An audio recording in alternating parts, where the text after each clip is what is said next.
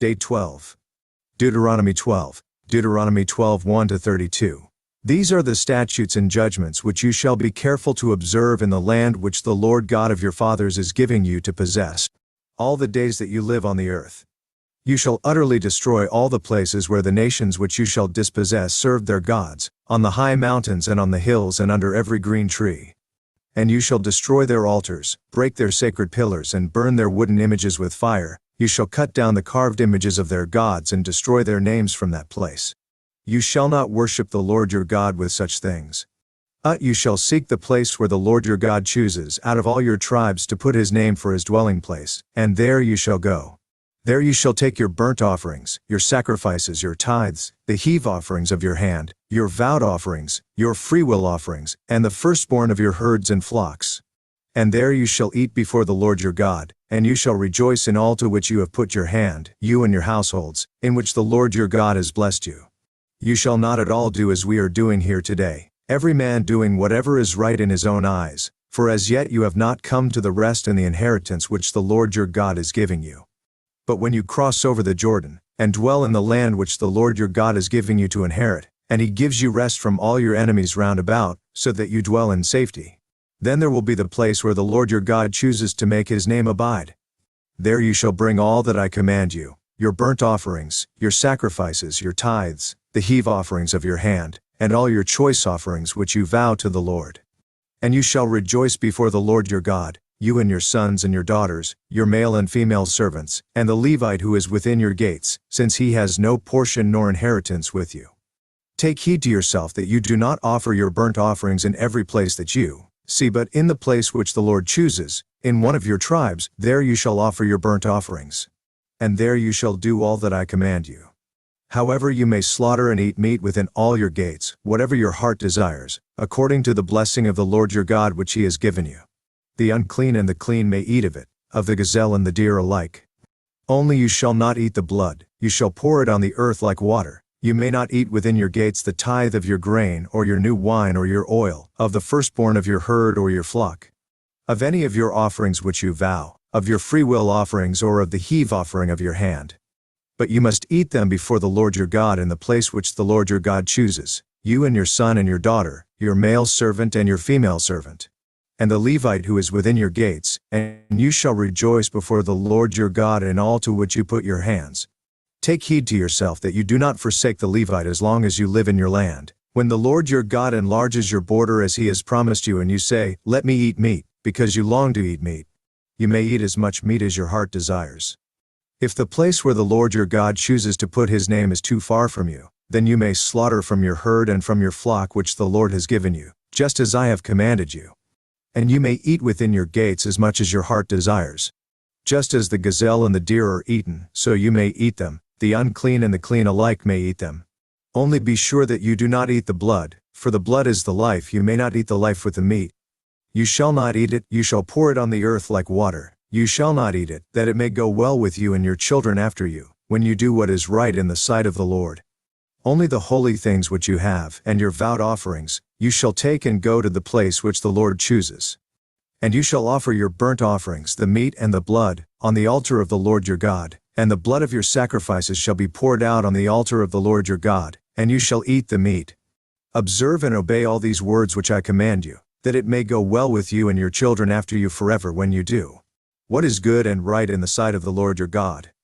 When the Lord your God cuts off from before you the nations which you go to dispossess, and you displace them and dwell in their land, take heed to yourself that you are not ensnared to follow them, after they are destroyed from before you, and that you do not inquire after their gods, saying, "How did these nations serve their gods? I also will do likewise." You shall not worship the Lord your God in that way, for every abomination to the Lord which he hates they have done to their gods. For they burn even their sons and daughters in the fire to their gods. Whatever I command you, be careful to observe it. You shall not add to it nor take away from it. UCG Bible Commentary, Deuteronomy 12. Specific place for worship. No pagan customs in worshiping God. No pagan customs in the worship of God. Moses announces to the Israelites that when they have entered the Promised Land, there will have to be one specific place to bring their sacrifices, lest they be tempted to adopt the worship customs of the pagans, who sacrifice to their gods in every place they choose. Verses 2-8, 13-14, 18.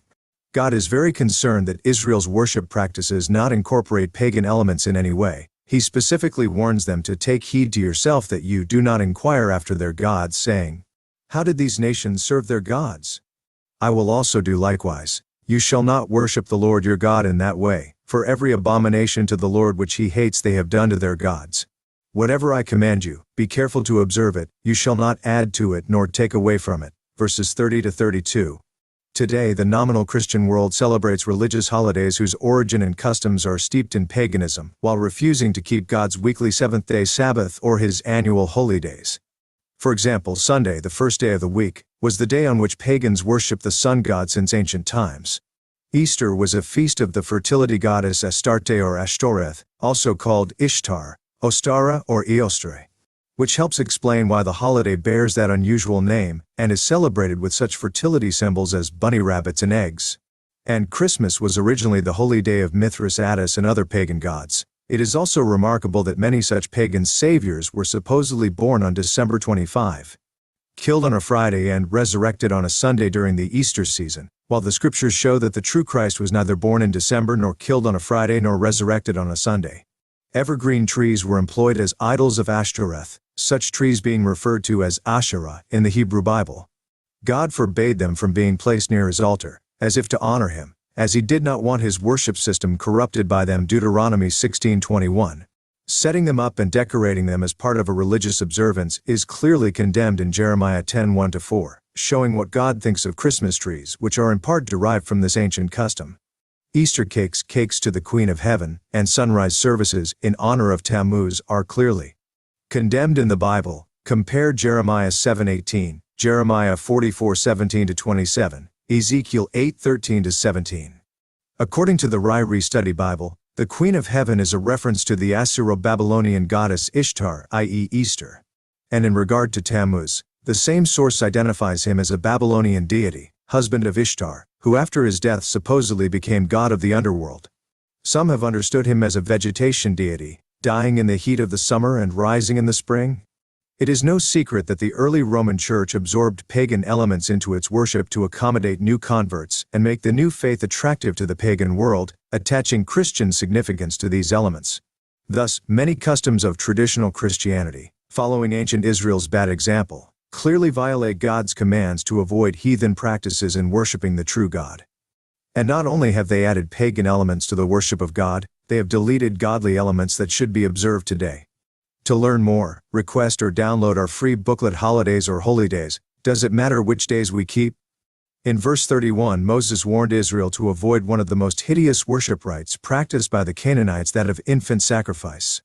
Archaeologists have discovered in a number of locations the grisly remains of burned infant skeletons buried in large jars.